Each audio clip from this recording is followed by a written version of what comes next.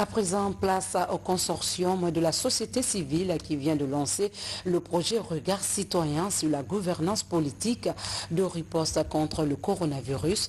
Ce projet va aussi chercher des informations sur l'appréciation que portent les citoyens sur les initiatives gouvernementales.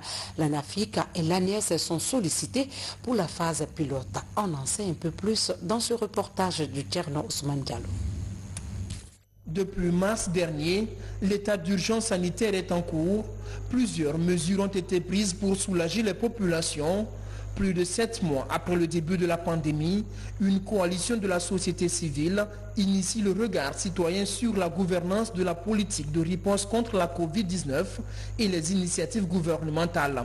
Durant les 4 prochains mois, 100 jeunes vont parcourir le pays à la collecte de données pour aider à mesurer la portée des différentes actions entreprises avec la maladie à coronavirus et les impacts de certains projets comme l'ANAFIC et l'ANIES dans la vie socio-économique. Permettre au gouvernement et ses partenaires de mesurer l'effectivité des initiatives gouvernementales, des politiques et les programmes qui sont développés en faveur des citoyens, mais de savoir également quelle est l'appréciation, quelle est la compréhension des populations à la base sur ces politiques et ces programmes qui sont développés pour leur épanouissement. Avec ces démarches structurées, des démarches organisées, des démarches de responsabilisation à l'intérieur de nos communes, l'État sera représenté, les citoyens seront représentés et nous sommes convaincus que les résultats attendus, annoncés ici, seront effectivement atteints au niveau des populations qui en ont besoin. Après la phase de collecte des données,